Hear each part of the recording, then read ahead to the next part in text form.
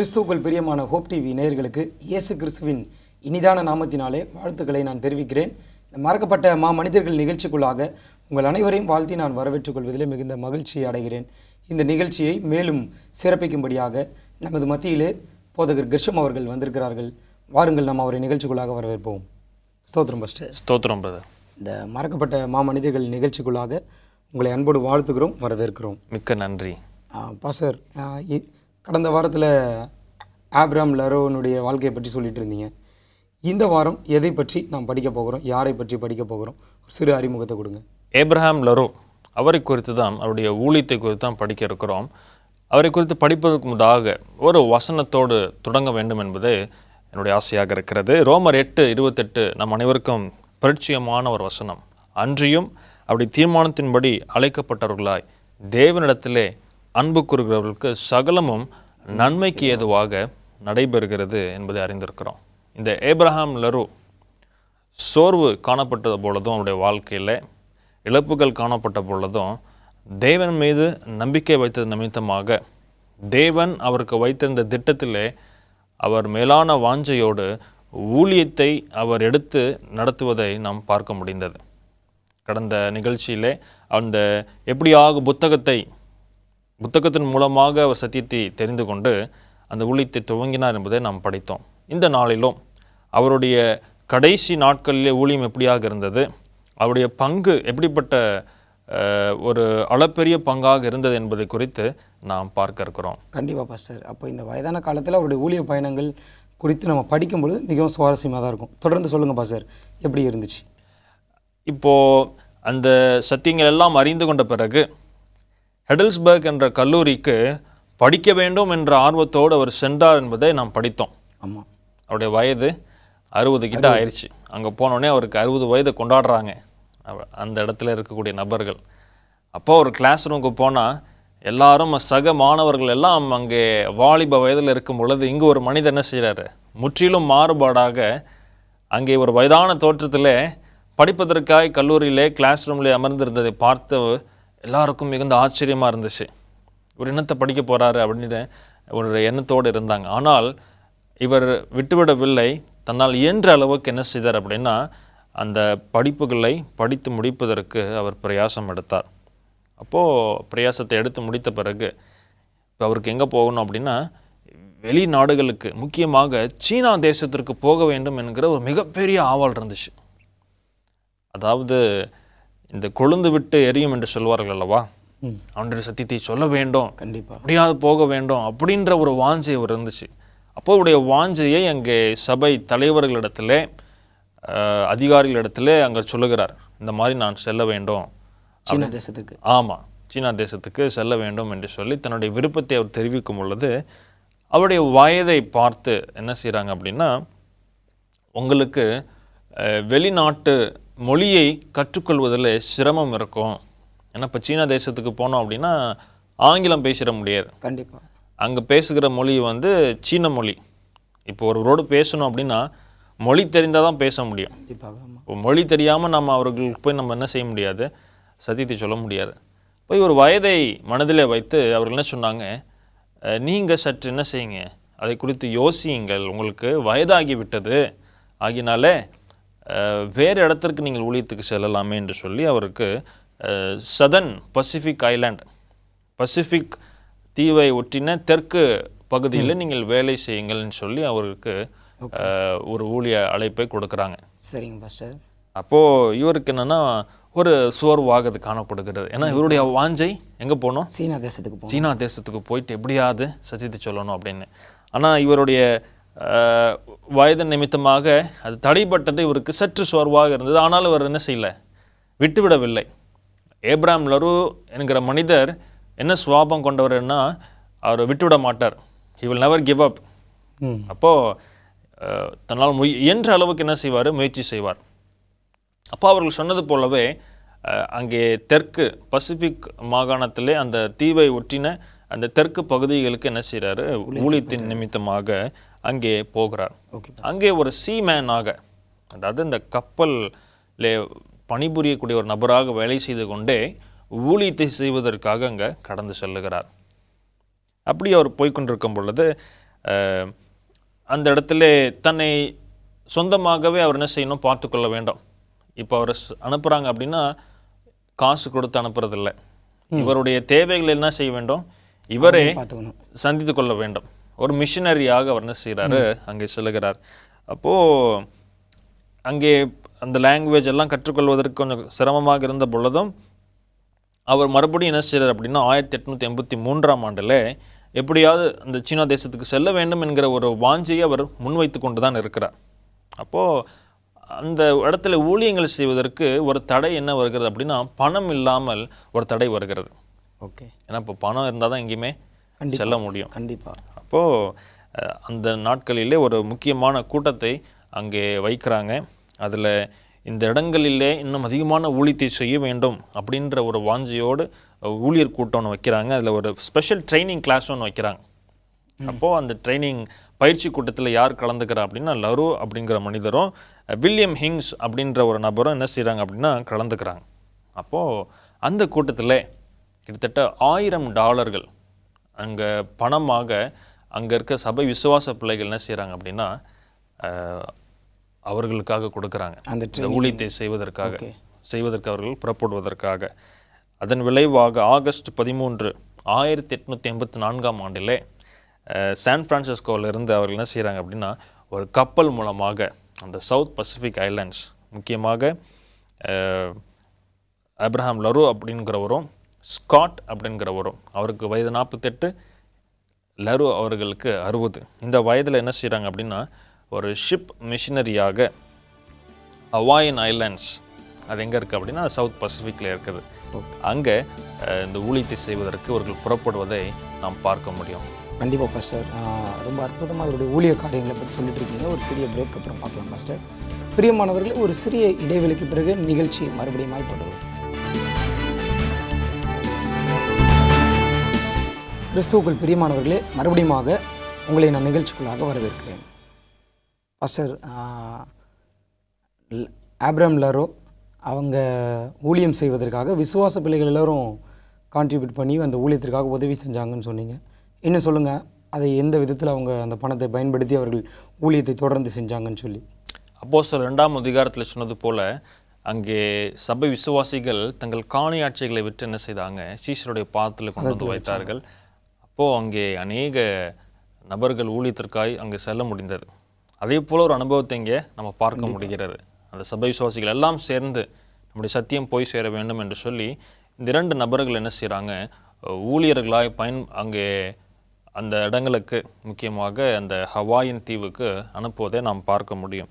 அப்போது கோல்பாட்டு மினிஸ்ட்ரி என்று சொல்லக்கூடிய இந்த புத்தக ஊழியத்தை செய்வதற்காக இவர்கள் கடந்து செல்லுகிறார்கள். இப்போது கப்பலில் பார்த்தோம் அப்படின்னா பலதரப்பட்ட மக்கள் என்ன செய்வாங்க, பிரயாணப்படுவார்கள், பல தேசங்களை சார்ந்த நபர்கள். அப்போ அது ஒரு முக்கியமான ஒரு இடம். இன்றைக்கு அப்படிப்பட்ட இடங்களில் ஊழியம் செய்வது மிகவும் சவாலான இடம் என்று சொன்னால், அங்கு அதிகமான நபர்கள் சத்தியத்தை கேட்கக்கூடிய நபர்கள் இருக்க மாட்டாங்க. உலக பிரகாரமான காரியங்களும் அந்த எண்ணங்களும் அவரிடத்துல காணப்படும். அவரிடத்துல சத்தியம் சொல்வது அவர் எளிது கிடையாது. கண்டிப்பாக. அப்போது அந்த இடத்தை அவர்கள் தெரிவு செய்து சபையை சார்ந்த பீரியாடிக்கல்ஸ் என்று சொல்லக்கூடிய அநேக காரியங்களை அவர்கள் என்ன செய்கிறாங்க, விற்கிறாங்க. முக்கியமாக ஜேஹெச் கெல்லாக்ஸ், அவரை குறித்து நம்ம படிப்போம். இந்த நபர் எழுதின அங்கே ஆரோக்கிய சம்மந்தப்பட்ட புத்தகங்கள் என்ன செய்கிறார் அப்படின்னா இவங்க கொடுக்குறாங்க. ஓகே, கப்பலில். ஆமாம், கப்பலில் அவங்க கொடுப்பதை நம்ம பார்க்க முடியும். யார் என்று சொன்னால் ஸ்டுவர்ட் அவரும் ஆப்ரஹாம் லரு அவர்களும். அது மாத்திரமல்ல, இப்படியாக அவர்கள் அந்த மிஷினரி ஊழியத்தை செய்து கொண்டிருக்கும் பொழுது அவருடைய உணவு பழக்க வழக்கம் எப்படியா இருந்துச்சு அப்படின்னா, அங்கே பட்டாணி மற்றும் ஒரு சில உருளைக்கிழங்குகள், அப்புறம் பீனட்ஸ், இப்படிப்பட்ட சில காரியங்களை அவர்களே பிளான் பண்ணி என்ன செய்கிறாங்க, அவர்களே அதை வளர்த்து அதை சாப்பிட்டு கொள்ளுகிறார்கள். என்று சொன்னால் மிஷினரி வாழ்க்கை என்பது ஒரு தியாகமான வாழ்க்கை. கண்டிப்பாக. அவர்கள் செல்வ செழிப்பாக வாழ முடியாது. சொற்ப பணத்தில் என்ன செய்யணும், தங்கள் தேவைகளை சந்திக்க வேண்டும், அதிலும் அவர்கள் ஊழியத்தையும் அவர்கள் செய்ய வேண்டும். ஏன்னா மிகுந்த ஆத்ம பாரத்தோடு அவருடைய திருச்சபை விசுவாச பிள்ளை என்ன செய்திருக்கிறாங்க, அந்த பணத்தை கொடுத்து அனுப்பியிருக்கிறாங்க. அதை விரயம் செய்ய முடியாது அல்லவா? ஆகியனாலே அவர்கள் என்ன செய்கிறாங்க, மிகுந்த ஜாக்கிரதையோடு இருக்கிறார்கள். அது மாத்திரமல்ல, சில பழங்கள், ஆரோக்கிய உணவுகளையும் என்ன செய்கிறாங்க, விற்று அதில் வரக்கூடிய பணத்தினாலே தங்களை அவர்கள் போஷித்துக் கொள்கிறார்கள். இப்படியாக அந்த இடங்களில் ஊழியம் செய்த பொழுது 1885ஆம் ஆண்டிலே எஸ்என் ஹஸ்கல் அந்த இடத்திற்கு வரும் பொழுது கிட்டத்தட்ட ஒரு 13 நபர்களை, இந்த 2 நபர்கள் இந்த ஊழியக்காரங்க என்ன செய்திருந்தாங்க, கிறிஸ்துவுக்கென்று ஆதாயப்படுத்தியிருந்தார்கள் அந்த இடங்களிலே. அப்போது ஒரு மிகப்பெரிய ஒரு சந்தோஷம் எஸ்என் ஹஸ்கல் அவர்களுக்கு. என்னோட சொன்னால் இவர் என்ன செய்திருக்கிறாரு, அந்த இடங்களுக்கு அநேக முறை வந்திருக்கிறார். நம்முடைய சத்தியம் போய் சேர வேண்டும் என்ற ஒரு வாஞ்சை அவருக்கு இருந்துச்சு. இப்போ இங்கே 13 பேர் இந்த 7th டே அட்வென்டிஸ்ட் சத்தியத்தை ஏற்றுக்கொண்டு அங்கே ஞானமுழுக்கு எடுத்ததுனாலே இவர் மிகுந்த ஆச்சரியம் அடைந்து அவர் என்ன செய்கிறார் அப்படின்னா, உடனடியாக போய் இந்த இடத்துல ஒரு ஊழியக்காரரை நீர் அனுப்ப வேண்டும். இப்போ இவருடைய முறையை நம்ம பார்த்தோம் அப்படின்னா, இங்கே ஊழியக்காரர்கள் முதல் அனுப்புகிறாங்க இந்த மிஷனரிஸை. இவர்கள் அந்த இடத்தை அவர்கள் ஆதாயப்படுத்தி சில நபர்களை அங்கே ஏற்படுத்தும் பொழுது பின்னர் அங்கே போதகர் அனுப்பப்படுகிறார். அந்த இடத்துல ஒரு சபை ஸ்தாபிக்கப்படுகிறது. பின்னர் இவர்கள் என்ன செய்திருவாங்க, வேறு இடங்களுக்கு சென்று விடுவார்கள், மிஷனரியாக வேறு இடங்களுக்கு சென்று விடுவாங்க. இப்படியாக ஒரு திருச்சபை ஸ்தாபிப்பதற்குரிய மேன்மையான ஒரு ஊழியத்தை செய்தவர் தான் ஏப்ரஹாம் லரு. முன்பு ஒரு அனுபவத்தை நம்ம படித்தோம். மலை தேசத்திலே ஊழியத்தை செய்து கொண்டிருந்தார். ஒரு மெய்ப்பனாகவும் ஒரு உட்கட்டராகவும் மரத்தை வெட்டுகிற நபராக வேலை செய்த இடத்துல அங்கு புத்தகத்தை கொடுத்து ஒரு சிலரை ஆதாயப்படுத்தினதை பார்க்க முடியும். அங்கும் ஒரு போதகர் அனுப்பப்பட்டு ஒரு காங்கிரிகேஷன், ஒரு திருச்சபை உருவாக்கப்படுவதை நம்ம அறிந்தோம். அதே போல் இங்கும் ஒரு காங்கிரிகேஷன், ஒரு கூட்டத்தை அவங்க என்ன செய்ய முடியுது, ஏற்படுத்த முடிவதை நாம் பார்க்க முடிகிறது. கிட்டத்தட்ட முதல் முறையாக அந்த இடத்துல என்ன சொல்கிறாங்க அப்படின்னா, அந்த ஹவாயின் தீவில் ஹொனலுலு அப்படின்ற இடம், அந்த இடத்துல 3 மாதங்கள் என்ன நடக்கிறது என்று சொன்னால், முதல் பொதுக்கூட்டம், ஆவிக்குரிய பொதுக்கூட்டங்கள் நடைபெறுகிறது. ஒரு ரிவைவல் மீட்டிங் மாதிரி அங்கே என்ன செய்கிறாங்க, நடத்துகிறாங்க. இது வரைக்கும் அங்கே நடந்ததே கிடையாது. அப்போது அங்கே அது மூலமாக ஒரு ஓய்வு நாளை கடைபிடிக்கக்கூடிய ஒரு கூட்டம் அங்கே எழுப்பப்படுகிறது. இதன் பின்பு ஸ்காட் அவர்களும் ஆப்ரஹாம் லரு அவர்களும் சான் பிரான்சிஸ்கோ மறுபடியுமாக அங்கே வருவதை நாம் ஊழியத்தை முடித்து விட்டு வருவதை நாம் பார்க்க முடிகிறது. இப்படி நம்ம தொடர்ந்து பார்க்கும் பொழுது ஆப்ரஹாம் லருவுக்கு என்னதான் ஊழியத்தை செய்தாலும் உள்ளத்தின் ஆழத்தில் அந்த ஒரு ஆத்ம பாரம் இருந்துச்சு. அது என்ன பாரம் என்று உங்களுக்கு சொல்ல முடியுமா? சீனா தேசத்துக்கு செல்ல வேண்டும். அவருடைய கனவு வாஞ்சையா இருந்துச்சு. ஆமா, அந்த ஊழியத்தை தான் செய்கிறாரு. ஆனாலும் சீனா தேசத்துக்கு செல்ல வேண்டும் என்கிற ஒரு வாஞ்சை, ஒரு பாரம் இடத்துல கொழுந்து விட்டு எரிந்து கொண்டே இருந்துச்சு. அது ஓரத்தில் இருந்து கொண்டே இருந்தது. இப்போ மறுபடியும் அவர் இங்கே வந்த பிறகு என்ன செய்கிறார் அப்படின்னா, இப்போது கொஞ்சம் அவருக்கு கான்ஃபிடென்ஸ் வந்துருச்சு, கொஞ்சம் தைரியம் வந்து விட்டது. சரி, நம்ம இப்போ போய் கேட்போம். நம்ம மேலே நம்பிக்கை இல்லாமல் தானே இருந்தாங்க, இப்போ நம்ம போய் என்ன செய்யலாம், கண்டிப்பாக தலைவர்களில் கேட்கலாம், அதிகாரிகிட்ட கேட்கலாம் அப்படின்னு சொல்லிட்டு மறுபடியுமாக அதை குறித்து அவர் பேச முற்படுகிறார். அப்போது ஹாங்காங் போகக்கூடிய ஒரு தருணம் இவருக்கு கிடைக்கிறது. அதாவது ஒரு நியூ மிஷன், புதிய ஒரு ஊழிய தருணம் கிடைக்கிறது. அப்போது ஹாங்காங்கிறது எங்கே இருக்குது? சீனாவுடைய அந்த பார்டரில் இருக்கிறது. சீனாவுக்கு வந்துட்டு ஆல்மோஸ்ட் வந்துடலாம், சரிங்களா? அப்போது இவருக்கு அந்த வாஞ்சையோடு கப்பல் ஏறுகிறார். கப்பல் அந்த ஓட்டுகிற கேப்டன் இடத்துல அவர் தன்னை அறிமுகப்படுத்துகிறார். அப்போது கொஞ்சம் நாட்கள் நம்ம என்ன செய்ய போகிறோம், ஹாங்காங் செல்ல போகிறோம் அப்படின்ற ஒரு செய்தியை சொன்ன மாத்திரம் மிகுந்த ஒரு சந்தோஷம்.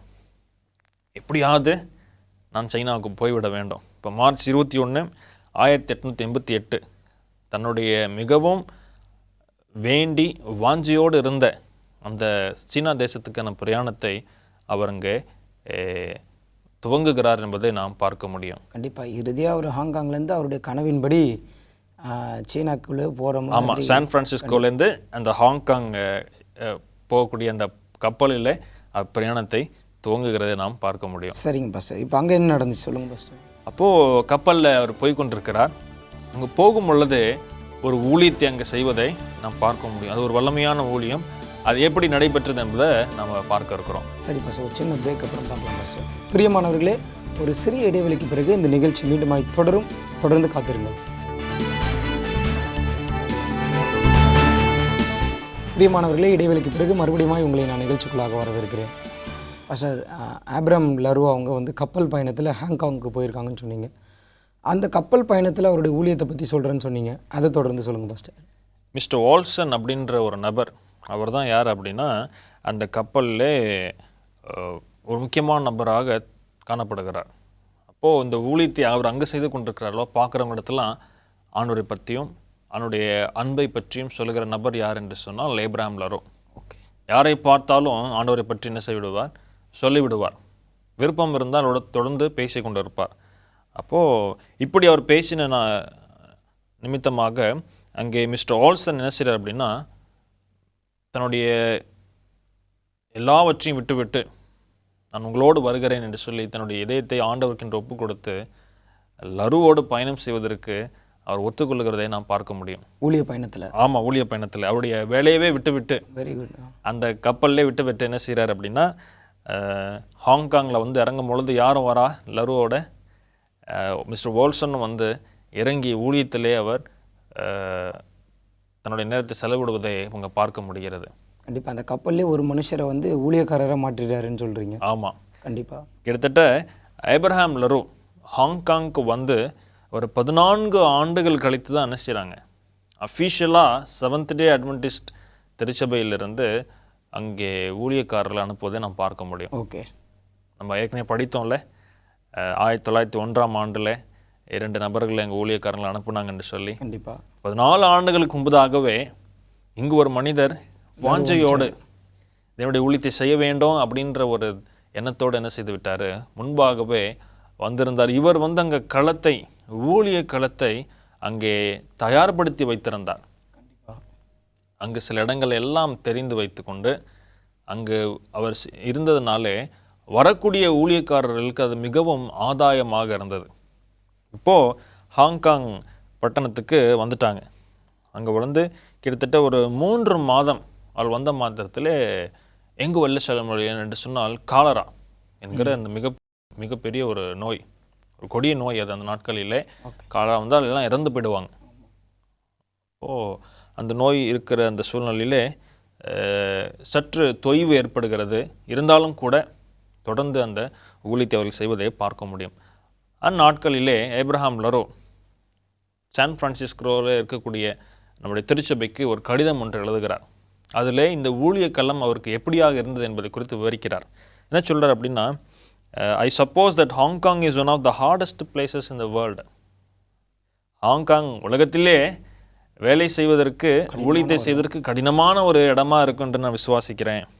முக்கியமாக இங்கே இந்த கப்பலில் வரக்கூடிய நபர்களுக்கு ஊழியம் செய்வது மிகவும் அவசியமானது என்பதை நான் உணர்கிறேன் என்று சொன்னால், விதை இங்கு விதைக்கப்படுவது அவர்கள் எங்கெல்லாம் செல்லுகிறார்களோ அந்த இடங்களுக்கெல்லாம் அது கொண்டு செல்லப்படுகிறது. கண்டிப்பாக இது ரட்சிப்புக்கு ஏதுவான ஒரு வழியாக இருக்கும் அப்படின்றத நான் விசுவாசிக்கிறேன். இன்றைக்கி நிறைய பேர் என்ன செய்கிறாங்க, கப்பலில் போகும்போது இறந்து போயிடுறாங்க, கப்பலை மூழ்கிட்டா இறந்துடுறாங்க. அப்போ அந்நாட்களிலே அந்த நேரத்தில் யாரெல்லாம் சத்தியத்தை ஏற்றுக்கொண்டார்களோ ரட்சிப்படைவார்கள், ஏற்றுக்கொள்ளாதவங்க மரணித்து போவார்கள். ஓகே. ஆகியால் இது ஒரு மேன்மையாக வேலையாக நான் கருதுகிறேன் என்று சொல்லி அவர் சொல்வதை நாம் பார்க்க முடியும். கண்டிப்பாக பாஸ்டர், அப்போ மிக வல்லமையாக அந்த இடத்துல ஊழியத்தை செஞ்சிருக்கிறாருன்றது வந்து புரிய வருது. ஆமாம், நான் பார்த்த நபரிலே கப்பலில் ஊழியம் செய்த ஒரு நபர் ஜோசப் பேட்ஸுக்கு அடுத்து கண்டிப்பாக ஆபிரகாம் லரு தான் நம்ம சொல்ல முடியும். ஜோசப் பேட்ஸ் ஒரு கேப்டன் பேட்ஸாக இருக்கும் பொழுதும் இந்த மாதிரி அதிகமான ஊழியங்களை அவர் செய்ய முடிந்ததான்னு தெரியல. ஆனால் ஆபிரகாம் லரு ஊழியத்திற்காகவே கப்பல் பயணத்தை மேற்கொண்டார் நிச்சயமாக என்பதை நாம் பார்க்க முடியும். கண்டிப்பாக பாஸ்டர். இப்போ அந்த ஹாங்காங் பகுதி வந்து சைனா கிட்ட நெருங்கிட்டார் அப்படின்னு சொல்லி சொன்னீங்க.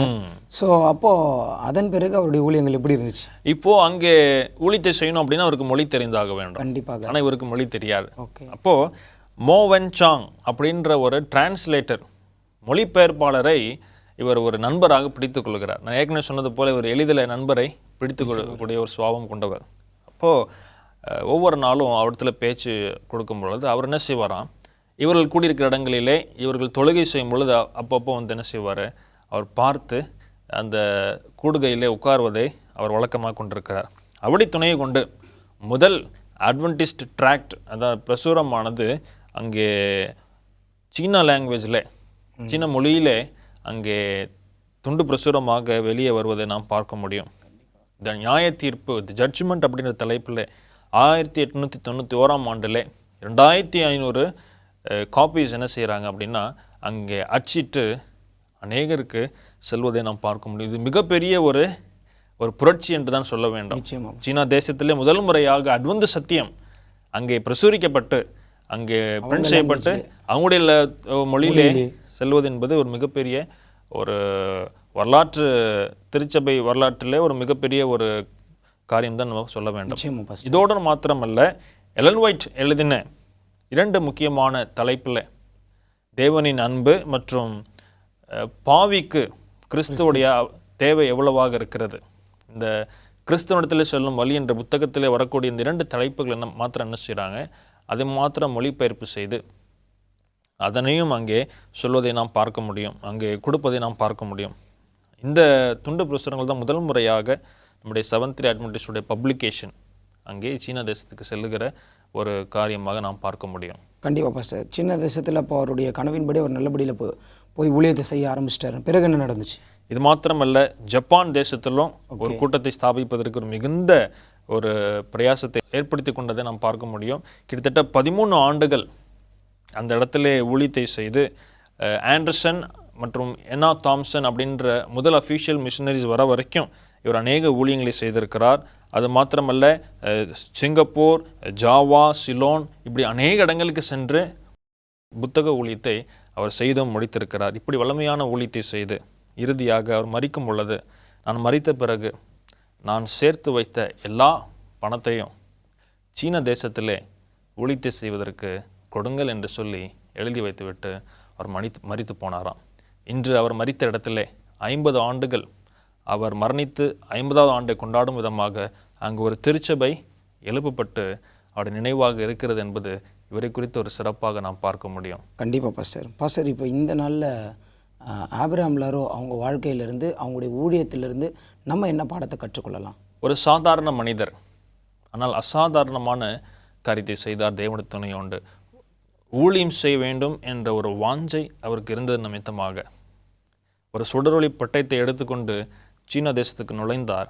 அந்த பட்டயத்தை, அந்த சுடரொளியை எல்லாரும் பார்த்து கொண்டே பின்வருமாறு அநேகருக்கு அவருடைய ஒளி வீசியதை நாம் பார்க்க முடியும். அதன் விளைவாக அநேக ஊழியக்காரங்க என்ன செய்தாங்க, அங்கே போய் சென்று அநேக ஊழியங்களை செய்ய முடிந்ததை இவர் மூலமாக நாம் கற்றுக்கொள்ளக்கூடிய மிகப்பெரிய பாடமாக இருக்கிறது.